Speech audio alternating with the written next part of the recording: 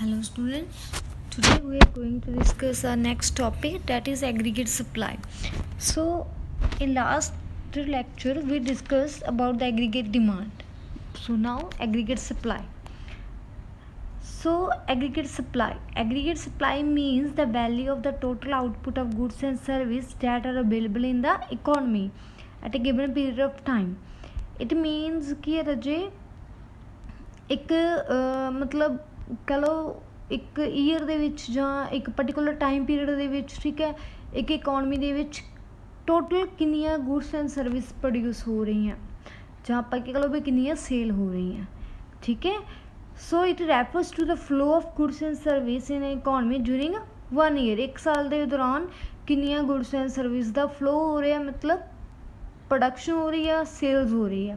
So aggregate supply is also known as the national income, ਠੀਕ ਹੈ, ਜਿਹਨੂੰ ਆਪਾਂ ਨੈਸ਼ਨਲ ਇਨਕਮ ਵੀ ਕਹਿ ਦਿੰਦੇ ਹਾਂ। ਕਿੱਦਾਂ ਕਹਿੰਦੇ ਆ ਰਾਜੇ, ਦੇਖੋ, ਕਿਉਂਕਿ ਜੇ ਆਪਾਂ ਪ੍ਰੋਡਕਸ਼ਨ ਕਰਦੇ ਹਾਂ ਜੀ, ਠੀਕ ਹੈ, ਸਪਲਾਈ ਹੁੰਦੀ ਹੈ। ਸਪਲਾਈ ਹੋਣ ਦੇ ਨਾਲ ਕੀ ਹੋਊਗਾ ਰਾਜੇ, ਲਾਈਕ ਇੱਕ ਜਿਹੜਾ ਬਿਜ਼ਨਸਮੈਨ ਹੁੰਦਾ ਇਹ ਗੁੱਡਸ ਨੂੰ ਪ੍ਰੋਡਿਊਸ ਕਰਦਾ। ਕਿਉਂ ਪ੍ਰੋਡਿਊਸ ਕਰਦਾ ਰਾਜੇ? ਐਟਲੀਸਟ ਉਹ ਇੰਨਾ ਕੁ ਬੈਨੀਫਿਟ ਤਾਂ ਚਾਹੁੰਦਾ ਵੀ ਜਿਹੜੀ ਉਹਦੀ ਕੋਸਟ ਆ ਰਹੀ ਹੈ ਨਾ, ਉਹ ਚੀਜ਼ ਨੂੰ ਪ੍ਰੋਡਿਊਸ ਕਰਨ ਦੇ ਉੱਪਰ ਉਹ ਕਵਰ ਅਪ ਹੋ ਜੇ, ਠੀਕ ਹੈ। ਜੇ ਉਹਦੀ ਕੋਸਟ ਕਵਰ ਅਪ ਹੋਊਗੀ, ਜੇ ਉਹਨੂੰ ਬੈਨੀਫਿਟ ਹੋਊਗਾ ਰਾਜੇ, ਤਾਂ ਹੀ ਜਿਹੜਾ ਬਿਜ਼ਨਸਮੈਨ ਹੋਊਗਾ ਉਹ ਫੈਕਟਰ ਪੇਮੈਂਟ ਕਰ ਸਕੂਗਾ। ਫੈਕਟਰ ਪੇਮੈਂਟ ਲਾਈਕ ਰਾਜੇ ਜਿਵੇਂ ਉਹ ਸੈਲਰੀਜ਼ ਦੇ ਸਕਦਾ, ਫਿਰ ਹੀ ਦੇ ਸਕੂਗਾ ਨਾ, ਵੇਜਸ, ਰੈਂਟ, ਇੰਟਰਸਟ, ਪ੍ਰੋਫਿਟ, ਠੀਕ ਹੈ ਜੀ। ਸੋ ਜਿਹੜੀ ਫੈਕਟਰ ਪੇਮੈਂਟ ਹੁੰਦੀ ਹੈ ਰਾਜੇ, ਹੈ ਨਾ, ਉਹਦੇ ਨਾਲ ਮਤਲਬ ਕੀ ਹੈ ਵੀ ਜੇ ਪੇਮੈਂਟ ਕਰਦੇ ਹਾਂ ਆਪਾਂ, ਕੈਸ਼ ਕਰ ਰਹੇ ਹਾਂ ਨਾ, ਕਿੱਦਾਂ ਵੀ ਪੈਸੇ ਫਲੋ ਹੋ ਰਿਹਾ, ਉਹ ਆਪਣੀ ਨੈਸ਼ਨਲ ਇਨਕਮ ਹੀ ਹੁੰਦੀ ਹੈ। ਨੈਸ਼ਨਲ ਇਨਕਮ ਫੈਕਟਰ ਪੇਮੈਂਟਸ ਹੁੰਦੀ ਹੈ, ਠੀਕ ਹੈ ਜੀ। ਸੋ ਕੀ ਹੈ ਰਾਜੇ ਵੀ ਤਾਂ ਕਰਕੇ ਆਪਾਂ ਕੀ ਕਿਹਾ ਜਾਂਦਾ ਹੈਗਾ ਵੀ ਜਿਹੜੀ ਐਗਰੀਗੇਟ ਸਪਲਾਈ ਹੈ that is also known as the national income, ਠੀਕ ਹੈ। ਕਿਉਂਕਿ ਜੇਕਰ ਰਾਜੇ ਆਪਣੀ ਐਗਰੀਗੇਟ ਸਪਲਾਈ ਜ਼ਿਆਦਾ ਹੋਊਗੀ, ਨੈਸ਼ਨਲ ਇਨਕਮ ਦੀ ਵੈਲਿਊ ਸੇਮ ਰਹਿੰਦੀ ਆ, ਉਨੀ ਹੀ, ਮਤਲਬ ਇਹਨਾਂ ਨੂੰ ਨਾਮ ਅਲੱਗ ਅਲੱਗ ਦਿੱਤੇ ਹੋਏ ਆ but they are same thing. So next ਰਾਜੇ ਲਾਈਕ ਦੇਖੋ ਟੇਬਲ ਬਣਿਆ ਹੋਇਆ ਰਾਜੇ, ਠੀਕ ਹੈ ਜੀ। ਆਪਣੇ ਕੋਲ ਨੈਸ਼ਨਲ ਇਨਕਮ ਦਿੱਤੀ ਹੋਈ ਹੈ 0, ਸਪਲਾਈ ਵੀ 0 ਹੋਊਗੀ, ਸਮਝ ਲੱਗੇ। ਕਿਉਂਕਿ ਟੇਬਲ ਦੇਖੋ ਬਿਲਕੁਲ ਸੇਮ ਹੈ ਇਹਨਾਂ ਦਾ। ਕਿਉਂ ਸੇਮ ਆ ਰਾਜੇ? ਕਿਉਂਕਿ ਇਹ ਬਿਲਕੁਲ ਸੇਮ ਮਤਲਬ ਮੈਂ ਹੁਣੇ ਤੁਹਾਨੂੰ ਦੱਸ ਚੁੱਕੀ ਹਾਂ, these are known as same thing ਆ, ਦੋਨੋਂ ਪੈਰਲਰ ਇੱਕ ਦੂਜੇ ਦੇ, ਠੀਕ ਹੈ ਜੀ। ਸੋ ਉਹ ਡਾਇਗਰਾਮ ਬਣੀ ਹੋਈ ਹੈ ਰਾਜੇ, ਨੀਚੇ ਆਪਾਂ ਉਹ ਐਕਸੈਸ ਨੈਸ਼ਨਲ ਇਨਕਮ ਲੈ ਰਹੇ ਹਾਂ, ਇੱਧਰ ਆਪਾਂ ਐਗਰੀਗੇਟ ਸਪਲਾਈ ਲੈ ਰਹੇ ਹਾਂ, ਠੀਕ ਹੈ। ਦੇਖੋ ਰਾਜੇ ਦੋਨੋਂ ਪੈਰਲਰ ਇਨਕਰੀਜ਼ ਹੋ ਰਹੀਆਂ, ਅਤੇ ਜਿਹੜਾ ਆਪਣੇ ਕੋਲ ਐਗਰੀਗੇਟ ਸਪਲਾਈ ਦਾ ਕਰਵ ਹੋਊਗਾ ਨਾ, ਉਹ ਬਿਲਕੁਲ ਸਟੇਟ ਇਸ ਤਰ੍ਹਾਂ ਬਣੇਗਾ 45 ਐਂਗਲ 'ਤੇ, ਹੈ ਨਾ, ਠੀਕ ਹੈ। ਦੇਖੋ ਜੇਕਰ ਤੁਸੀਂ ਇਹਨੂੰ ਜੋਟ ਡਾਊਨ ਕਰੋਗੇ 100 ਨੂੰ 100 ਨਾਲ, 150 ਨੂੰ 2 ਇਹਦੇ ਨਾਲ, ਠੀਕ ਹੈ ਜੀ, ਸੌਰੀ 200 ਨਾਲ, 300 ਨਾਲ, ਦੈਨ ਹੈ ਨਾ ਤੁਹਾਨੂੰ ਇੱਕ ਸਿਮਿਲਰ ਫਿਗਰ ਮਿਲੇਗੀ ਇਹ ਵਾਲੀ, ਠੀਕ ਹੈ ਜੀ। ਸੋ ਇਹਦੇ ਨਾਲ ਕੀ ਹੋ ਰਿਹਾ ਰਾਜੇ, ਇਹਦਾ ਮਤਲਬ ਇਹ ਹੈ ਵੀ aggregate supply is important to the increase ਔਰ ਡਿਕਰੀਜ਼ ਇਨ ਨੈਸ਼ਨਲ ਇਨਕਮ। ਜਿੰਨੀ ਐਗਰੀਗੇਟ ਸਪਲਾਈ ਜੇ ਇਨਕਰੀਜ਼ ਔਰ ਡਿਕਰੀਜ਼ ਹੋ ਰਹੀ ਹੈ ਰਾਜੇ, that is directly linked with the national income, ਠੀਕ ਹੈ ਜੀ। If in the economy aggregate supply is more than the national income is also more, and if the aggregate supply is less in the economy than national income is also lace. So next ਰਾਜੇ that is ਦੇਖੋ ਜਿਵੇਂ ਆਪਾਂ aggregate demand ਦੇ ਵਿੱਚ ਕੀ ਸੀ ਰਾਜੇ, 2 ਆਪਣੇ ਕੋਲ theory ਸੀਗੀਆਂ, classical the and Cannes the. Classical ਹਮੇਸ਼ਾ ਰਾਜੇ ਪ੍ਰਾਈਸ ਲੈਵਲ ਨੂੰ ਲੈ ਕੇ, ਹੈ ਨਾ, ਆਪਦੀ ਥਿਊਰੀ ਨੂੰ ਐਕਸਪਲੇਨ ਕੀਤਾ ਉਹਨਾਂ ਨੇ। ਜਿਵੇਂ ਐਗਰੀਗੇਟ ਡਿਮਾਂਡ ਦੇ ਵਿੱਚ ਵੀ ਉਹਨਾਂ ਨੇ ਆਪਣੇ ਜਨਰਲ ਪ੍ਰਾਈਸ ਲੈਵਲ ਨੂੰ ਲੈ ਕੇ, ਠੀਕ ਹੈ ਜੀ, ਐਗਰੀਗੇਟ ਡਿਮਾਂਡ ਨੂੰ ਐਕਸਪਲੇਨ ਕੀਤਾ ਸੀਗਾ। ਸੇਮ ਇਹਨਾਂ ਨੇ ਇੱਥੇ ਐਗਰੀਗੇਟ ਸਪਲਾਈ ਦੇ ਵਿੱਚ ਵੀ ਰਾਜੇ ਐਗਰੀਗੇਟ ਸਪਲਾਈ ਨੂੰ ਪ੍ਰਾਈਸ ਦੇ ਨਾਲ ਲੈ ਕੇ ਚੱਲਦੇ ਆ। ਕਲਾਸੀਕਲ ਦੀ ਕੀ ਅਪਰੋਚ ਹੈਗੀ ਹੈ ਵੀ ਵੈਨ ਲਾਈਕ ਪ੍ਰਾਈਸਿਸ ਇਨਕਰੀਜ਼ ਜਾਂ ਡਿਕਰੀਜ਼ ਹੋਣ ਦੇ ਨਾਲ, ਠੀਕ ਹੈ, ਪ੍ਰਾਈਸਿਸ ਦੇ ਵਿੱਚ ਚੇਂਜ ਆਉਣ ਦੇ ਨਾਲ aggregate supply does not change, that is stable, ਠੀਕ ਹੈ। ਕਲਾਸੀਕਲ ਇਕਨੋਮਿਸਟ ਨੇ ਕੀ ਅਜ਼ਿਊਮ ਕੀਤਾ ਵੀ ਜਿਹੜੇ ਫੁੱਲ ਇੰਪਲੋਇਮੈਂਟ, ਪਹਿਲਾਂ ਤਾਂ ਦੇਖੋ ਰਾਜੇ ਫੁੱਲ ਇੰਪਲੋਇਮੈਂਟ ਕੀ ਹੁੰਦਾ।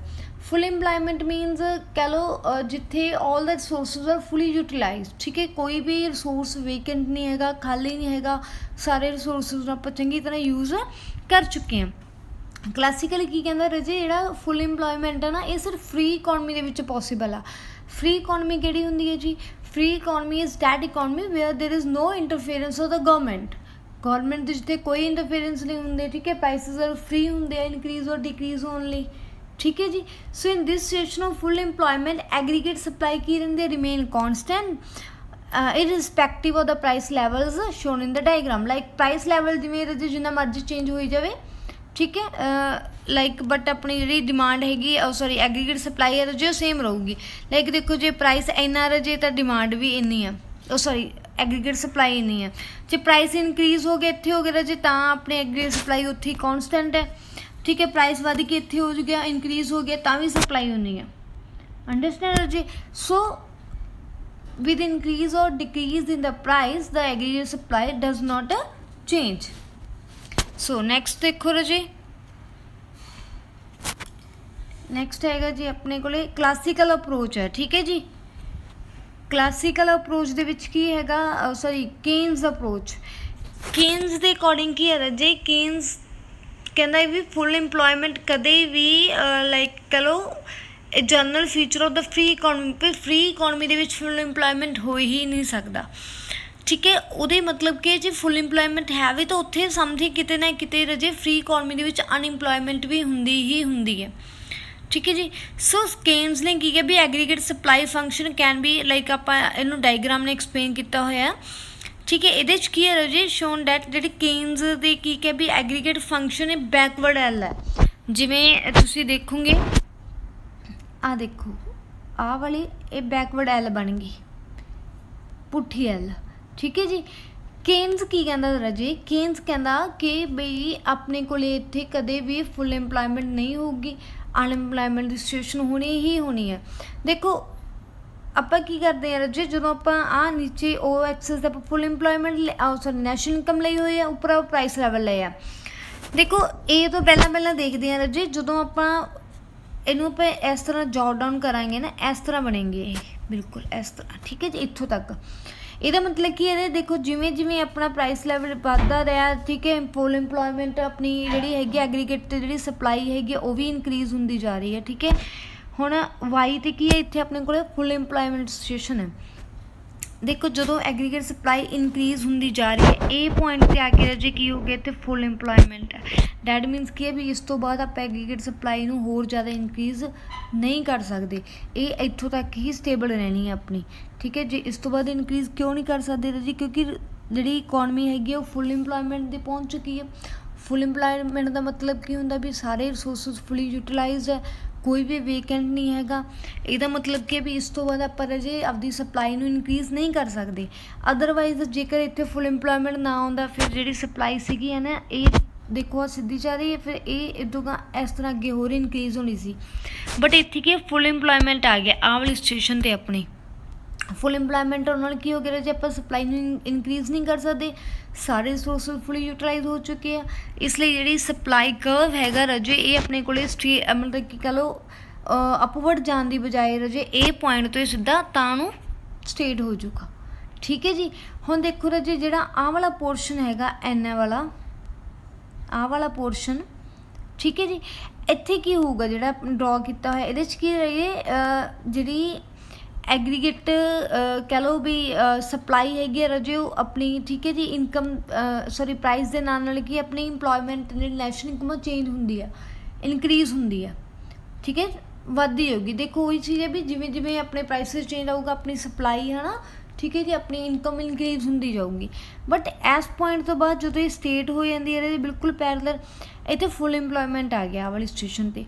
फुल इंप्लॉयमेंट आने नाल की हो गया रजे जी, ठीक है, and the future full employment reach full employment दे नाल की हो जाऊगा सिर्फ फ्यूचर दे विच एग्रीगेट डिमांड जी वधूगी, ठीक है। एग्रीगेट डिमांड जो इनक्रीज होंगी है तो जो वो सिर्फ एक ही चेंज होगा क्योंकि प्राइसिस इनक्रीज होंगे, ठीक है जी। इतों तक तो आप डिमांड कंप्लीट करी जाने हैं, बट हुण देखो जी इस तो बाद इतों तक डिमांड फुल इंप्लॉयमेंट आ गई, जो हुण ये डिमांड होर ज़्यादा वधाउंदे हैं, डिमांड इत्थों जाऊगी, डिमांड वध गई, आ डिमांड कर्व बनाने आप आ डिमांड कर्व है, ठीक है। उहदे नाल की हो जाएगा जे प्राइस इनक्रीज हो गया, देखो पहला इत्थे से इत्थे हो गया, पर सप्लाई तो इनक्रीज कर ही नहीं सकती आप क्योंकि आप ऑलरेडी फुल इंप्लॉयमेंट पर पहुँच चुके हैं। सो जो प्राइस होर इनक्रीज होगा डिमांड आप बढ़ानी है प्राइस होर वध जाऊगा, पर सप्लाई अपनी कॉन्सटेंट ही रहूगी। ਇਹ ਇਫੈਕਟ ਪੈਂਦਾ ਜੀ ਆਪਣੇ ਕੋਲ ਐਗਰੀਗੇਟ ਸਪਲਾਈ ਦਾ according to the Keynes. Full employment achieve ਹੋ ਗਈ, ਦੈਨ ਆਪਾਂ ਸਪਲਾਈ ਨੂੰ ਆਪਾਂ ਇਨਕਰੀਜ਼ ਨਹੀਂ ਕਰ ਸਕਦੇ ਕਿਉਂਕਿ ਫੁੱਲ ਇੰਪਲਾਇਮੈਂਟ ਸਿਚੁਏਸ਼ਨ ਹੈਗੀ। ਫੁੱਲ ਇੰਪਲਾਇਮੈਂਟ ਸਿਚੁਏਸ਼ਨ ਤੋਂ ਬਾਅਦ ਕੀ ਹੋਊਗਾ, ਜੇਕਰ ਡਿਮਾਂਡ ਇਨਕਰੀਜ਼ ਹੁੰਦੀ ਆ ਤੇ ਐਸੇ ਰਿਜ਼ਲਟ ਕੀ ਹੋਊਗਾ ਰਾਜੇ, ਸਿਰਫ ਪ੍ਰਾਈਸਿਸ ਵਧਣਗੇ, ਆਪਾਂ ਸਪਲਾਈ ਨੂੰ ਇਨਕਰੀਜ਼ ਨਹੀਂ ਕਰ ਸਕਦੇ ਕਿਉਂਕਿ ਇਕੋਨਮੀ ਆਲਰੇਡੀ ਫੁੱਲ ਇੰਪਲੋਇਮੈਂਟ 'ਤੇ ਹੈਗੀ ਆ। ਫੁੱਲ ਇੰਪਲੋਇਮੈਂਟ 'ਤੇ ਆਪਾਂ ਸਪਲਾਈ ਨੂੰ ਇਨਕਰੀਜ਼ ਨਹੀਂ ਕਰ ਸਕਦੇ ਕਿਉਂਕਿ ਸਾਰੇ ਰਿਸੋਰਸਿਸ ਫੁੱਲੀ ਯੂਟੀਲਾਈਜ਼ ਹੋ ਚੁੱਕੇ ਹੁੰਦੇ ਆ। ਬਟ ਜਿਹੜਾ ਨੀਚੇ ਵਾਲਾ ਪੋਰਸ਼ਨ ਜਿਹੜਾ ਆਹ ਵਾਲਾ ਰਾਜੇ, ਠੀਕ ਹੈ ਜੀ, ਇੰਨਾ ਹੈ ਨਾ, ਇਹਦੇ ਵਿੱਚ ਚੇਂਜਸ ਹੁੰਦੇ ਆ, ਠੀਕ ਹੈ। ਇਹਦੇ ਵਿੱਚ ਆਪਣੀ ਸਪਲਾਈ ਵੱਧਦੀ ਆ, ਆਪਾਂ ਵਧਾ ਸਕਦੇ ਹਾਂ ਜਦੋਂ ਤੱਕ ਫੁੱਲ ਇੰਪਲੋਇਮੈਂਟ ਨਹੀਂ ਆਉਂਦਾ ਉੱਥੋਂ ਤੱਕ, ਠੀਕ ਹੈ ਜੀ। ਸੋ ਨੈਕਸਟ ਰਾਜੇ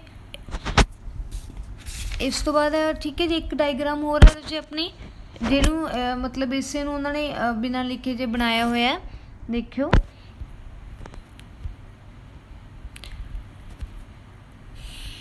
ਓਕੇ ਜੀ, ਨੈਕਸਟ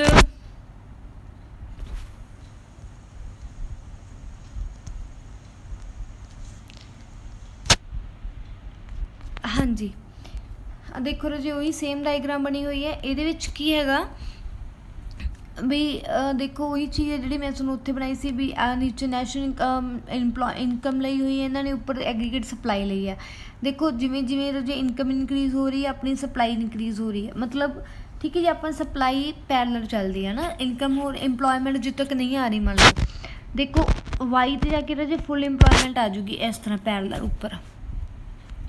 1 ਸੈਕਿੰਡ, ਦੇਖੋ ਐਗਰੀਗੇਟ ਸਪਲਾਈ ਹੈ, ਇੰਪਲੋਇਮੈਂਟ ਹੈ, ਇੱਥੋਂ ਤੱਕ ਰਾਜੇ ਸਿੱਧੀ ਜਾਊਗੀ, ਠੀਕ ਹੈ ਜੀ, ਬਿਕੋਜ਼ ਇੱਥੇ ਫੁੱਲ ਇੰਪਲੋਇਮੈਂਟ ਅਜੇ ਤੱਕ ਨਹੀਂ ਆਇਆ। ਜਿੰਨਾ ਚਿਰ ਫੁੱਲ ਇੰਪਲੋਇਮੈਂਟ ਨਹੀਂ ਆਊਗਾ ਸਿੱਧੀ ਸਟੇਟ ਮਤਲਬ ਕਹਿ ਲਓ ਅਪਵਰਡ ਹੁੰਦੀ ਜਾਊਗੀ, ਠੀਕ ਹੈ ਜੀ। ਹੁਣ ਇਹ ਪੁਆਇੰਟ 'ਤੇ ਜਾ ਕੇ ਰਾਜੇ ਉਹਨੂੰ ਕੀ ਆ ਗਿਆ, ਇੱਥੇ ਕੀ ਹੋ ਗਿਆ, ਫੁੱਲ ਇੰਪਲੋਇਮੈਂਟ ਦੀ ਸਿਚੁਏਸ਼ਨ ਆ ਗਈ। ਫੁੱਲ ਇੰਪਲੋਇਮੈਂਟ ਦੀ ਸਿਚੁਏਸ਼ਨ 'ਤੇ ਆਪਾਂ ਰਿਸੋਰਸਿਸ ਨੂੰ ਆਪਾਂ ਫੁੱਲੀ ਯੂਟੀਲਾਈਜ਼ ਕਰ ਚੁੱਕੇ ਹੁੰਦੇ ਹਾਂ, ਆਪਾਂ ਉਹਨੂੰ ਹੋਰ ਜ਼ਿਆਦਾ ਨਹੀਂ ਵਧਾ ਸਕਦੇ ਹੈ ਨਾ ਸਪਲਾਈ ਨੂੰ, ਤਾਂ ਕਰਕੇ ਜਿਹੜੀ ਸਪਲਾਈ ਹੈ ਜੋ ਕੌਨਸਟੈਂਟ ਹੋ ਜਾਂਦੀ ਹੈ। ਹੁਣ ਜੇ ਆਹ ਆਪਣਾ ਡਿਮਾਂਡ ਕਰਵ ਹੁੰਦਾ, ਠੀਕ ਹੈ ਜੀ, ਆਹ ਡਿਮਾਂਡ ਕਰਵ ਹੈ। ਇਸ ਤੋਂ ਬਾਅਦ ਕੀ ਹੈ ਜੇਕਰ ਆਪਣੀ ਡਿਮਾਂਡ ਹੋਰ ਜ਼ਿਆਦਾ ਵੱਧਦੀ ਆ ਨਾ, ਇੱਥੇ ਆ ਜਾਂਦੀ ਹੈ ਆਪਣੀ ਡਿਮਾਂਡ ਚਾਹੇ ਜਿੰਨੀ ਮਰਜ਼ੀ ਵਧੀ ਜਾਵੇ ਬਟ ਆਪਾਂ ਸਪਲਾਈ ਨੂੰ ਫੁੱਲ ਇੰਪਲੋਇਮੈਂਟ ਤੋਂ ਬਾਅਦ ਵਧਾ ਹੀ ਨਹੀਂ ਸਕਦੇ, ਜਿਹਦੇ ਨਾਲ ਸਿਰਫ ਗਾਂ ਜਾ ਕੇ ਪ੍ਰਾਈਸਿਸ ਹੀ ਇਨਕਰੀਜ਼ ਹੋਣੇ ਆ, ਠੀਕ ਹੈ ਜੀ। ਸੋ ਕਹਿੰਦੇ ਆਫਟਰ ਜਦੋਂ ਆਪਾਂ ਫੁੱਲ ਇੰਪਲੋਇਮੈਂਟ ਰਿਸੀਵ ਕਰ ਲਿਆ, ਅਚੀਵ ਆ ਗਿਆ ਇੱਥੇ ਆਹ ਵਾਲੀ ਜਗ੍ਹਾ 'ਤੇ ਫੁੱਲ ਇੰਪਲੋਇਮੈਂਟ ਆ ਗਿਆ ਹੈ ਨਾ, ਉਸ ਤੋਂ ਬਾਅਦ ਕਹਿੰਦੇ ਪੋਸੀਬਲ ਹੀ ਨਹੀਂ ਹੈਗਾ ਵੀ ਆਪਾਂ ਇੰਪਲੋਇਮੈਂਟ ਨੂੰ ਇਨਕਰੀਜ਼ ਕਰ ਸਕੀਏ ਕਿਸੇ ਵੀ ਸਿਚੁਏਸ਼ਨ ਦੇ ਵਿੱਚ। ਆਪਾਂ ਇੰਪਲੋਇਮੈਂਟ ਨੂੰ ਵਧਾ ਹੀ ਨਹੀਂ ਸਕਦੇ ਰਾਜੇ ਜਦੋਂ ਆਪਾਂ ਸਾਰੇ ਰਿਸੋਰਸਿਸ ਨੂੰ ਫੁੱਲੀ ਯੂਜ਼ ਕਰ ਚੁੱਕੇ ਹਾਂ। So when the full employment is achieved aggregate supply function become inelastic ਹੋ ਜਾਂਦਾ, ਠੀਕ ਹੈ ਜੀ। Hope you understand, thank you.